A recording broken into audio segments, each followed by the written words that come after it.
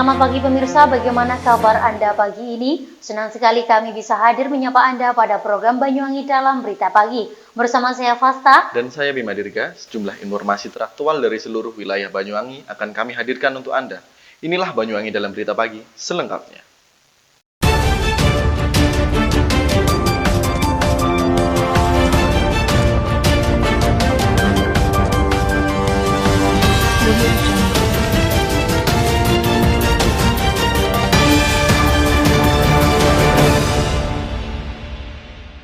Baik pemirsa, mengawali berita pagi ini, rangkaian vaksinasi COVID-19 di Banyuwangi telah dimulai. Vaksinasi pertama dilakukan kepada Bupati Banyuwangi Abdullah Azwaranas pada Kamis kemarin, dan kemudian disusul oleh Forkopimda Banyuwangi. Dan rencananya vaksin kedua ini juga dilaksanakan pada 14 hari kemudian.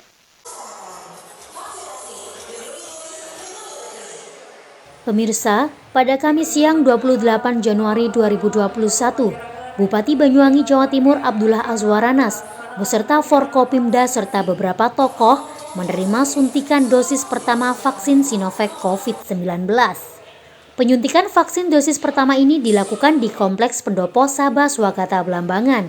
Selain Bupati dan jajaran Forkopimda Kabupaten Banyuwangi, penyuntikan vaksinasi COVID-19 tahap pertama di Banyuwangi juga dilakukan secara serentak di 60 fasilitas kesehatan pemberi layanan vaksinasi. Bupati Banyuwangi Abdullah Azwaranas mendapat kesempatan pertama penyuntikan vaksin COVID-19. Pada kesempatan penyuntikan vaksin dosis pertama ini dilakukan oleh vaksinator, yakni Dr. Rizky Yudiar Abrori yang merupakan dokter dari Puskesmas Kelata.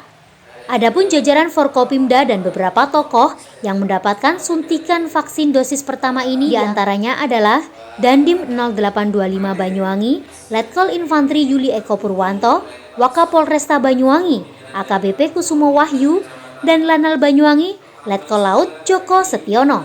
Lalu perwakilan Kejaksaan Negeri Banyuwangi, Roy Surya NU Kiai Haji Lukman Hakim, Pendeta Anang Sugeng, serta perwakilan tokoh perempuan Ketua TP PKK Banyuwangi, Ipuk Fiestiandani.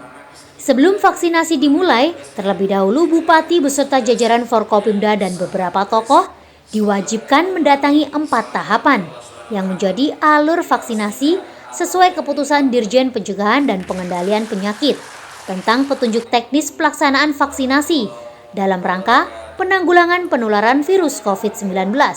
Setelah semua mendapatkan vaksinasi, mereka diwajibkan menunggu 30 menit untuk melihat apakah ada kejadian ikutan pasca imunisasi atau tidak. Dalam hal ini, Bupati Banyuwangi Abdullah Azwaranas mengaku tidak ada persiapan khusus. Selain itu juga, Anas mengatakan bahwasanya vaksin produksi negara Cina ini sudah memiliki uji klinis BPOM. Selain itu, vaksin Sinovac ini juga sudah dinyatakan kehalalannya oleh MUI Pusat, sehingga vaksin ini dinilai halal dan aman. Ya, pertama deg-degannya penjelasan sebelumnya aja. Jadi ditanya-tanya, kita diperiksa pernah panas enggak, tapi efeknya nanti kalau setelah disuntik paling ya ada efek kecil-kecil lah, seperti kalau ada pernah ada alergi enggak. Tapi menurut saya sih oke ya, lebih sakit digigit semut saya kira ya. Dan menurut saya nyaman. Yang sakit ini karena dia aba-aba wartawan aja tadi. Wah, itu jadi kita agak tegang juga. Dan kami merespon baik pencanangan vaksinasi ini. Kami dengan Forkopimda, teman-teman DPRD dan seluruh tokoh masyarakat merasa senang karena dari sisi legalitas internasional saya kira udah jelas soal vaksin yang kita gunakan. Yang kedua dari sisi keagamaan, MUI juga sudah memberikan fatwa, jadi masyarakat saya kira sudah bisa menggunakan vaksin ini dengan baik. Dan yang terakhir, kami terima kasih kepada pemerintah pusat dan provinsi atas pengiriman vaksin yang telah sampai di Banyuwangi dan akan didistribusikan dengan baik oleh 60 pusat layanan vaksinasi di seluruh kecamatan di Banyuwangi. Dan jika nanti perlu gotong royong, kami dengan DPRD siap merelokasi APBD kami untuk memenuhi target vaksin bagi seluruh rakyat di Kabupaten Banyuwangi. Sudah komplit, cuman kan ada kriteria, misalnya ketua MUI, ketua FKUB, ternyata usianya melampaui 60, berarti beliau tidak bisa. Nanti ada yang menggantikan. Jadi ada syarat-syarat usia untuk vaksinasi. Jadi misalnya tokoh FKUB, ternyata 60 lebih, begitu juga yang lain, gitu ya.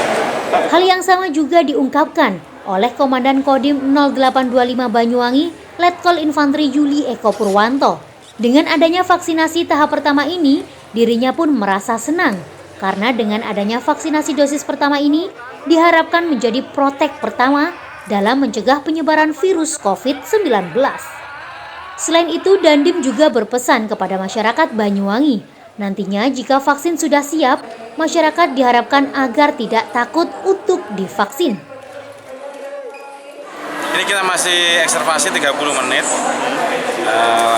untuk menjaga ataupun mengantisipasi reaksi tubuh kita. Jadi kan tubuh orang tidak semua sama. Ada yang mungkin reaksinya A, reaksinya B, dan lain sebagainya. Sehingga bisa diantisipasi oleh petugas kesehatan pasca vaksinasi yang tahap pertama. Insya Allah belum ada. Ya. Saya menyampaikan bahwa vaksinasi insya Allah tidak akan terjadi efek yang buruk dan insya Allah akan memberikan kita lebih kuat daripada virus ini yang COVID-19. Pesan bagi masyarakat Banyuwangi, tidak usah takut vaksin. Vaksin itu merupakan serum yang sudah diteliti dan sudah diobservasi aman untuk kita semuanya. Karena memang syarat-syarat menerima vaksin ini sudah ada dari pihak kesehatan. Oh ini sudah ada ketentuannya, siapa yang bisa, siapa yang tidak. Jadi tidak usah takut vaksin, insya Allah itu akan bermanfaat bagi tubuh kita dalam melawan COVID-19.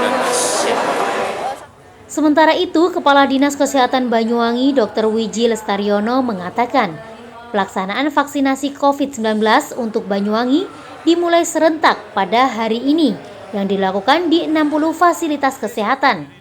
Selain itu, Rio juga mengungkapkan bahwasannya pada vaksinasi dosis pertama ini, Banyuwangi menerima sebanyak 5.400 dosis vaksin.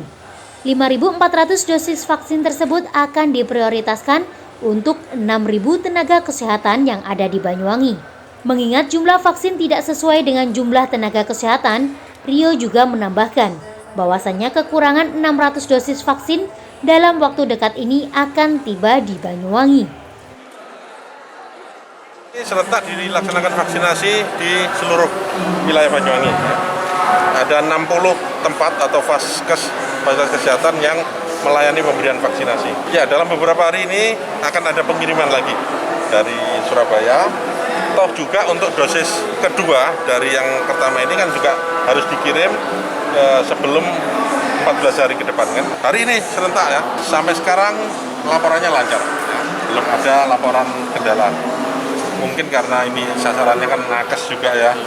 Mudah-mudahan nanti ketika sasarannya pelayan publik dan warga masyarakat yang lain juga tidak ada kendala dan berjalan dengan lancar.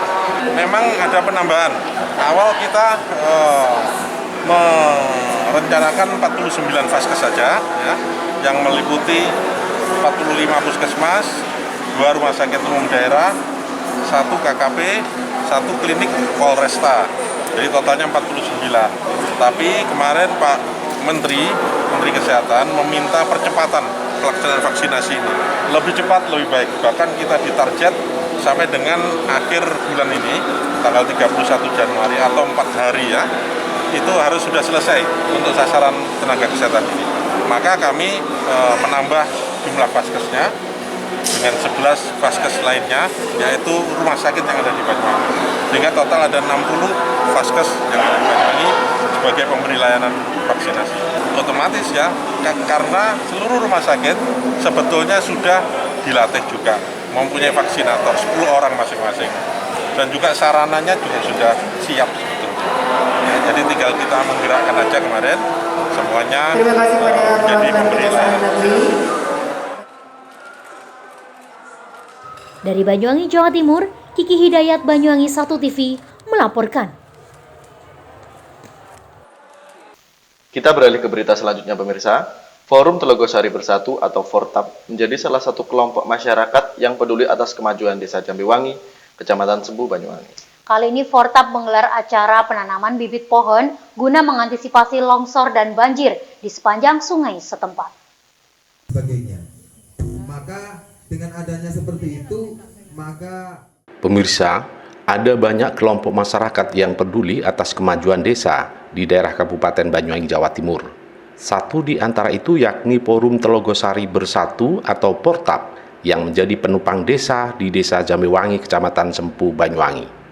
Portap yang lahir di Dusun Telogosari, Desa Jambiwangi ini sudah banyak hal positif yang dilakukan. Sejak 2 tahun lalu, forum yang anggotanya 200 orang lebih dan banyak didominasi oleh kaum muda ini berawal terbentuk lantaran sering terjadi pertengkaran di kalangan mudanya. Padahal pertengkaran itu terjadi akibat hal-hal kecil yang tersulut saat ada orang hajatan atau pentas hiburan di dusunnya. Namun setelah Portap ini terbentuk, perselisihan dan pertengkaran pada diri anak muda di desa tersebut berubah 180 derajat dan kini mereka tergabung pada wadah Portap dan sering menggelar kegiatan sosial bersama membangun daerahnya. Di beberapa waktu hari kemarin, bahkan Portap juga melakukan hal kegiatan positif lainnya, yakni menanam ratusan bibit pohon guna mengantisipasi banjir dan longsor di bibir sungai di sepanjang sungai setempat. Guna mengetahui lebih detail kegiatan mereka, kami tim Banyuwangi 1 TV akan mencoba menghubungi Ketua Portap Erwin Subriyadi, Dusun Telogosari, Desa Jambiwangi, Kecamatan Sempu tersebut, melalui telepon selulernya dan berikut laporannya. Itu acaranya kan gini toh Mas, itu dari teman-teman Portap terus mengadakan kegiatan bentuk kelompok kecil menanaman bibit pohon di wilayah KPS pinggir sungai di Perhutani. Jadi Halo? itu atas inisiatif kelompok apa memang diminta oleh pihak perhutani ya? Kita inisiatif dari kelompok kita sendiri terus minta persetujuan dari pihak Perhutani Mas. Tujuannya apa? Tujuannya itu ya untuk kita melestarikan jalur-jalur air di sungai, terus juga untuk tempat-tempat perlindungan di sungai itu, Mas. Nah, tujuannya kita kan pelestarian hutan yang berada di wilayah KPS sungai. Memang selama ini pihak daripada kelompok Portap. Ya, Portap melihatnya kenapa terus kemudian ada inisiatif untuk mengadakan kerjasama untuk menanam bibit itu. Melihat Soalnya apa kira-kira yang membuat teman-teman terus kemudian ada inisiatif kerjasama untuk menanam pohon ini? Gini ya, soalnya selama ini kan kurang ada yang peduli di wilayah-wilayah pinggiran sungai itu kan gak ada tanaman-tanaman yang bisa untuk menyangga biar tidak jadi erosi. Terus ya itu juga kan untuk kedepannya Portap nanti kan bisa kerja sama Perhutani. Terus nanti kalau suatu saat sudah ada hasil, kita kan juga bisa merasakan hasilnya. Dan itu kan kelanjutannya terus lama, Mas. Itu kan gak boleh ditebang pohon itu selamanya.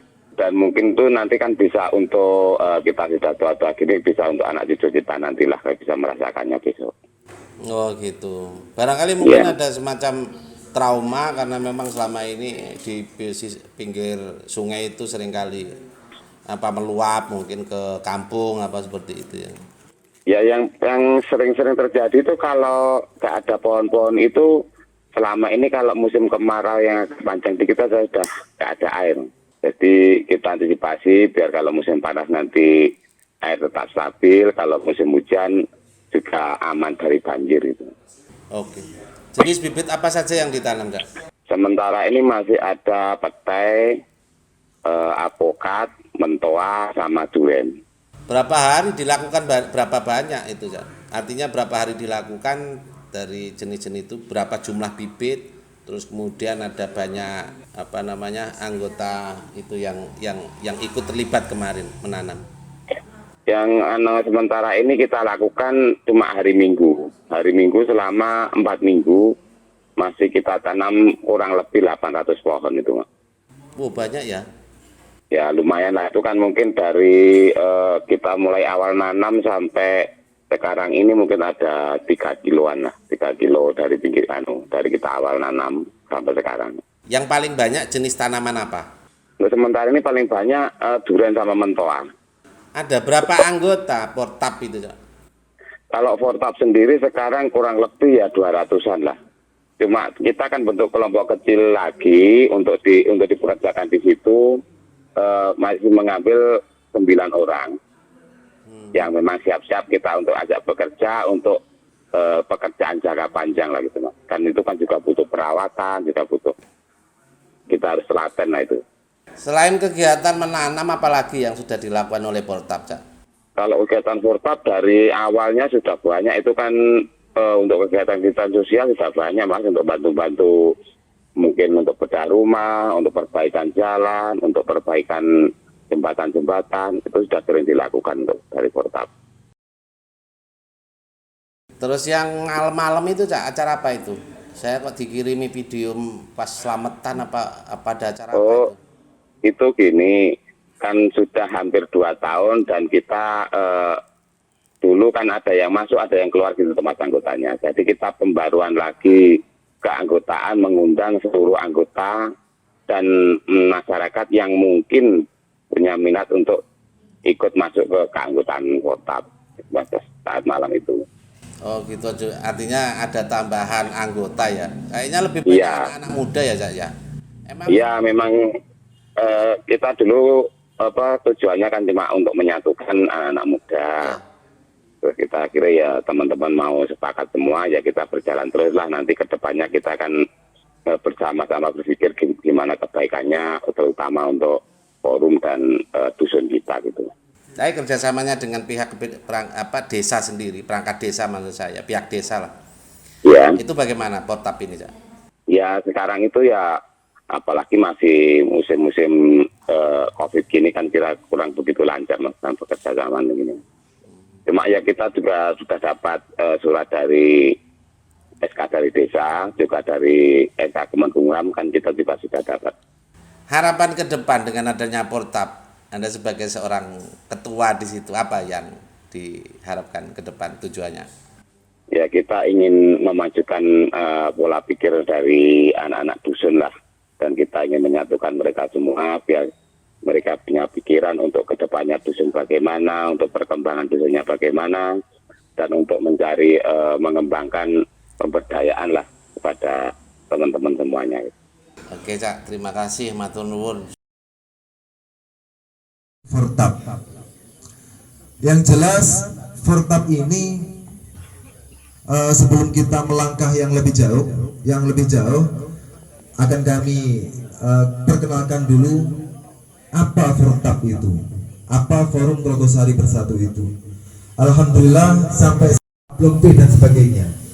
Maka dengan adanya seperti itu, maka kita mempunyai ide, khususnya pemuda-pemudi Dusun Telogosari mempunyai ide bersama ingin menyatukan pemuda-pemudi masyarakat Dusun Telogosari. Maka di malam itulah terbentuk adanya Fortap atau Forum Telogosari Bersatu. Dan alhamdulillah pada saat sudah terbentuknya Fortap, kita semua mengadakan tasyakuran bersama, meminta perlindungan, meminta ridho dari Allah, dengan harapan adanya Fortap ini mudah-mudahan bisa terus menerus, bisa berkelanjutan, atau bisa langgeng atau abadi dan sebagainya. Dari Banyuwangi, Jawa Timur, Tim Liputan Banyuwangi 1 TV melaporkan. Pemirsa, berita selanjutnya, seperti pada umumnya, limbah kayu yang digunakan sebagian masyarakat pedesaan hanya difungsikan sebagai media pembakaran secara tradisional saja. Namun berbeda dengan pria satu ini, di tangan terampilnya, limbah tersebut disulap menjadi kerajinan yang unik serta bernilai ekonomi tinggi.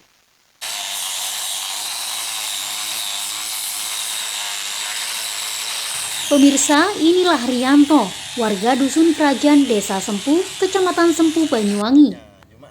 Dalam 2 tahun terakhir ini, mendedikasikan tangan terampilnya dalam mengkreasikan limbah kayu menjadi kerajinan bernilai ekonomi. Limbah kayu yang dia namakan kayu erosi ini berasal dari kayu yang hanyut terbawa oleh arus sungai Kali Setail. Karena letaknya yang dekat dengan aliran sungai tersebut, dapat memudahkan Rianto untuk mencari kayu erosi ini, terlebih jika musim penghujan tiba. Bisa dikatakan dalam mencari kayu tersebut, Rianto menunggu di pinggiran sungai, terutama saat ketinggian debit air mulai naik.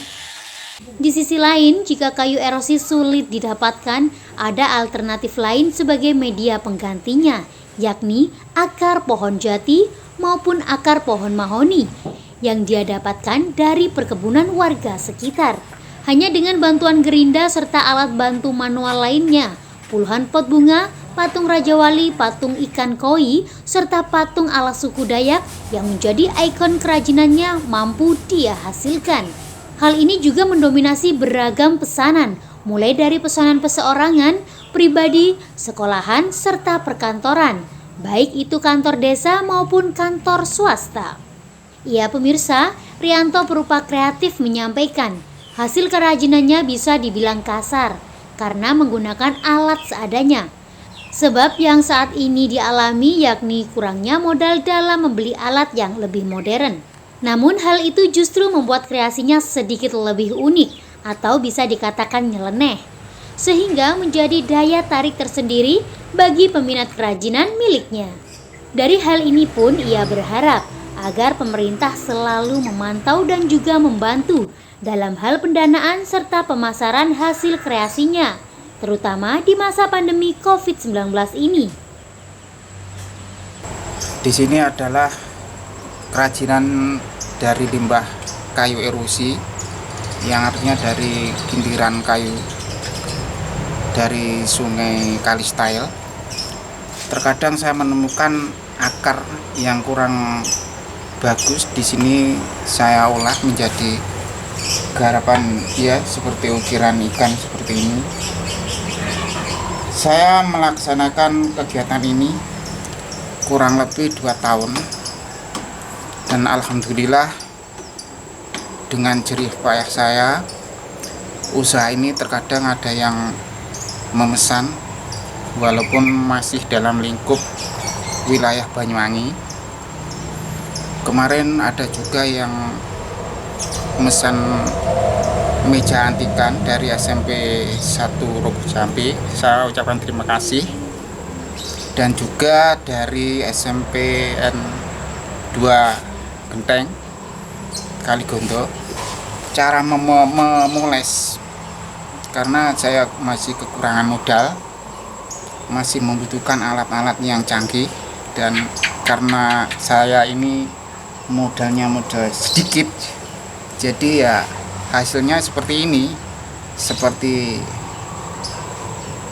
inilah, masih kasaran. Tapi dengan hasil seperti ini ternyata banyak orang yang malah ingin memiliki karya-karya saya karena agak nyeleneh gitu. Untuk saat ini memang agak berkurang untuk orang memesan karena mungkin ya corona ini ya. Dan harapan untuk pemerintah di sini kami mohon untuk selalu memantau, khususnya untuk anak-anak yang berkreasi, untuk membantu dari pendanaan dan juga untuk pemasarannya, tolong itu dibantu. Dari Banyuwangi, Jawa Timur, Eko Purwanto, Banyuwangi 1 TV melaporkan. Baik pemirsa, berita tadi sekaligus menutup perjumpaan kita pada pagi ini. Dan jangan lupa untuk tetap selalu ingat pesan ibu, memakai masker, mencuci tangan, dan menjaga jarak. Saya Fasta. Dan saya Bima Dirga, serta kerabat kerja yang bertugas pamit undur diri. Selamat pagi, jaga kesehatan, dan sampai jumpa.